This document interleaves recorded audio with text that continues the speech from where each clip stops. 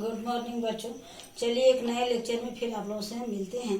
इस लेक्चर में आप लोगों को हम मेन बुक हिंदी शुरू करेंगे। पहली वाली किताब से भी हम एक कविता पढ़ा चुके हैं, लेकिन दुर्भाग्य से वह किताब बदल गया है और यह एक नई आप लोग की किताब है। जो ले लिए हैं वो तो ले ही लिए हैं, जो नहीं लिए हैं वे देख ले। कादम्बरी का यह नई वाली किताब है और इसमें भी पहला पाठ जो है सो कविता दिया गया है, जिसका शीर्षक है सरस्वती वंदना। ये सरस्वती वंदना आपकी पहली कविता है और इसके कवि हैं सूर्यकांत त्रिपाठी निराला। इस कविता के कवि कौन है? सूर्यकांत। बहुत बार ऐसा होता है कि कविता के कवि को पूछा जाता है, क्वेश्चन में पूछा जाता है कि इस कविता के कवि कौन है। तो यहाँ मैंने लिख दिया है सूर्यकांत त्रिपाठी निराला। और इनका जन्म कब हुआ था? तो सन 1896 में, सन 1896 ईस्वी में। और इनकी मृत्यु हुई थी 15 अक्टूबर 1961 में। और ये कविता उनके द्वारा लिखी गई है। सूर्यकांत त्रिपाठी निराला के बारे में भी थोड़ा सा आप लोग जान लीजिए।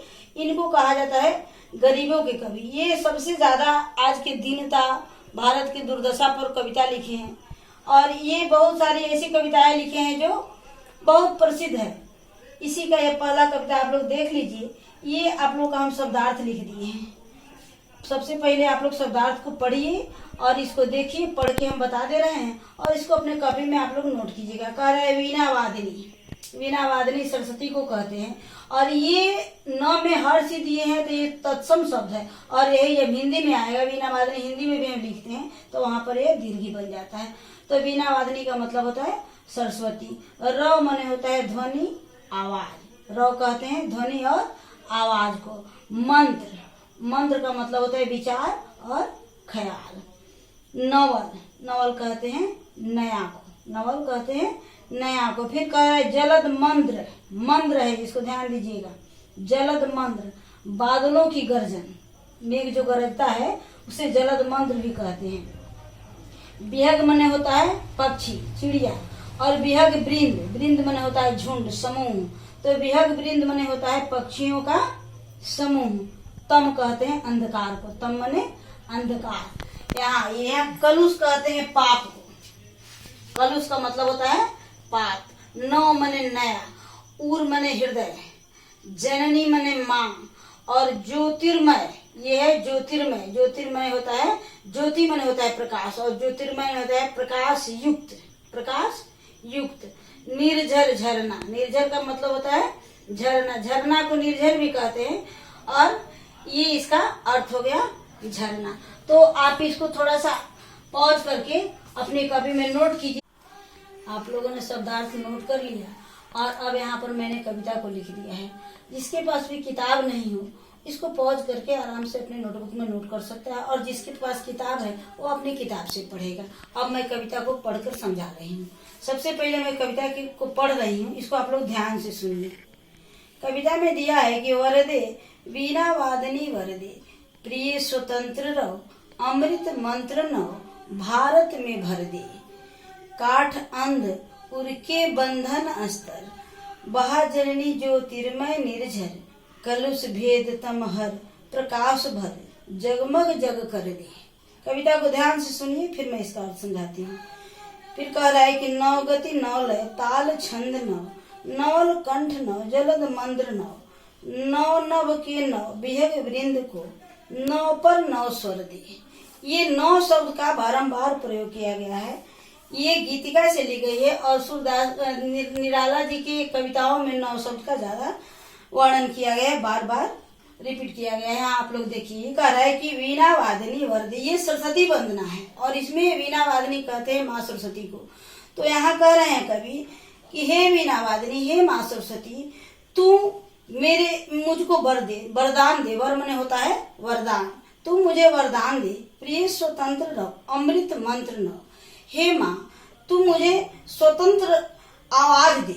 र मने होता है आवाज, ध्वनि। तू मुझे प्रिय आवाज, स्वतंत्र आवाज दे और अमृत मंत्र, और मेरा विचार जो हो सो अमृत की तरफ पवित्र हो। मंत्र मने होता है विचार। मंत्र मने होता है विचार और नौ मन नया। तो तू मुझे अमृत के समान पवित्र और नया विचार दे। कह रहे हैं भारत में भर दे। हम भारतवासियों के मन में नया विचार, अमृत के समान पवित्र विचार भर दे।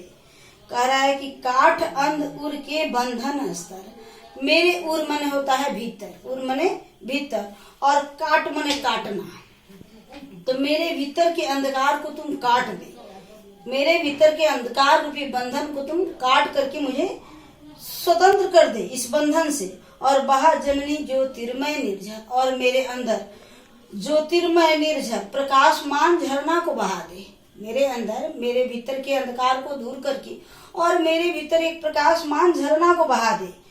कलुष भेद तम हर, मेरे अंदर की कलुष, कलुष मन होता है पाप, बुराई, तो मेरे अंदर की बुराई को तुम, बुराई रूपी अंधकार को तुम हर ले, मेरे अंदर से बुराई रूपी अंधकार को तुम दूर कर दे और प्रकाश भर दे। तुम ऐसा प्रकाश भर दे कि यह संसार रूपी दुनिया जो है वह जगमग हो जाए। यह पूरा संसार, जग मने होता है संसार, तो ये जगमग मने प्रकाशित होना, तो ये संसार को मैं प्रकाशित कर सकूं। हमारे भीतर इतना प्रकाश भर दे कि मैं इस संसार को प्रकाशित कर सकूं। कह रहे कि नौ गति नौ लय ताल छंद नौ, मेरे अंदर नया गति दे दो, नया लय, लय मने होता है सुर, ध्वनि, आवाज। तो कह रहे कि नौ गति नौ लय, मेरी गति नया हो, मेरा लय नया हो और ताल छंद भी नया हो। कह रहे कि नवल कंठ नव जलद मंद्र नव, कह रहे कि नवल कंठ नव, मेरा कंठ भी नया हो जाए और ये जलद मंत्र बादलों की गर्जना जो है वह भी नया हो जाए। जलद मंत्र होता है बादलों की गर्जना, तो कह रहा है कि मेरा कंठ नया हो जाए और ये बादलों की गर्जना जो है, बादल की जो ध्वनि है, मेघ जो गरजता है उसकी ध्वनि है, उसको उसमें भी एक नयापन भर दे।